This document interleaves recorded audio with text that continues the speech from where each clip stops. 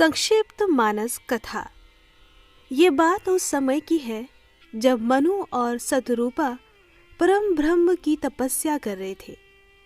कई वर्ष तपस्या करने के बाद शंकर जी ने स्वयं पार्वती से कहा कि ब्रह्मा विष्णु और मैं कई बार मनु शतरूपा के पास वर देने के लिए आए और कहा कि जो वर तुम मांगना चाहते हो मांग लो, पर मनु शतरूपा को तो पुत्र रूप में स्वयं परम ब्रह्म को ही मांगना था।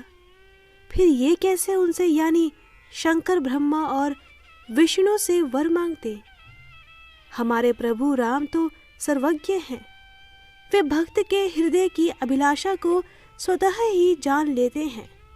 जब 23,000 वर्ष और बीत गए तो प्रभु राम के द्वारा आकाशवाणी होती है, प्रभु सर्वज्ञ दास निज जानी, गति अनन्य तापस नृप रानी, मांगो मांगो बरु भई नभ बानी, परम गंभीर कृपा मृत सानी।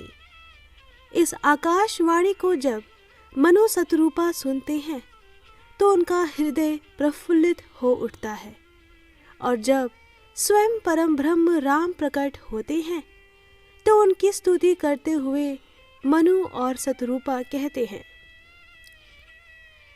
सुनु सेवक सुरतरु, सुनु सेवक सुरतरु सुरधेनु, विधि हरि हर बंदित पद रेणु, सेवत सुलभ सकल सुखदायक, प्रणत पाल सचराचर नायक।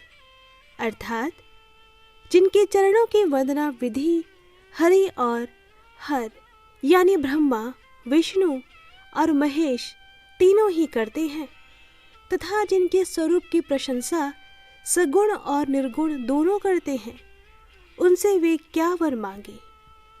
इस बात का उल्लेख करके तुलसीदास ने उन लोगों को भी राम की ही आराधना करने की सलाह दी है जो केवल निराकार को ही परम ब्रह्म मानते हैं। अध्याय। रामचरितमानस में 7 अध्याय होते हैं। सबसे पहला अध्याय है बालकांड।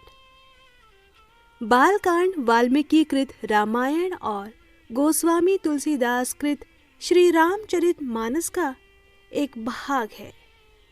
अयोध्या नगरी में दशरथ नाम के राजा हुए, जिनकी कौशल्या, कैकई और सुमित्रा नामक पत्नियां थीं। संतान प्राप्ति हेतु अयोध्यापति दशरथ ने अपने गुरु श्री वशिष्ठ की आज्ञा से पुत्र कामेष्टि यज्ञ करवाया, जिसे कि श्रृंगी ऋषि ने संपन्न किया।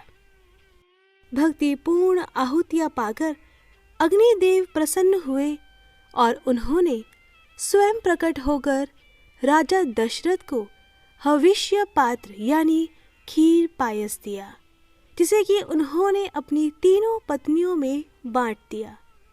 खीर के सेवन के परिणाम स्वरूप कौशल्या के गर्भ से राम का, कैकई के गर्भ से भरत का तथा सुमित्रा के गर्भ से लक्ष्मण और शत्रुघ्न का जन्म हुआ।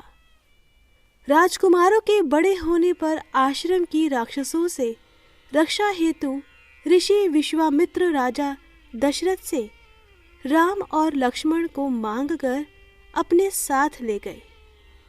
राम ने ताड़का और सुबाहु जैसे राक्षसों को मार डाला और मारीच को बिना फल वाले बाण से मारकर समुद्र के पार भेज दिया।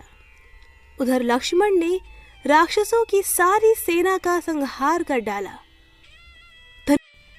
धनुष यज्ञ हेतु राजा जनक के निमंत्रण मिलने पर विश्वामित्र राम और लक्ष्मण के साथ उनकी नगरी मिथिला यानी जनकपुर आ गए। रास्ते में राम ने गौतम मुनि की स्त्री अहल्या का उद्धार किया। मिथिला में राजा जनक की पुत्री सीता, जिन्हें की जानकी के नाम से भी जाना जाता है, का स्वयंवर का भी आयोजन था, जहाँ की जनक प्रतिज्ञा के अनुसार शिव धनुष को तोड़कर राम ने सीता से विवाह किया।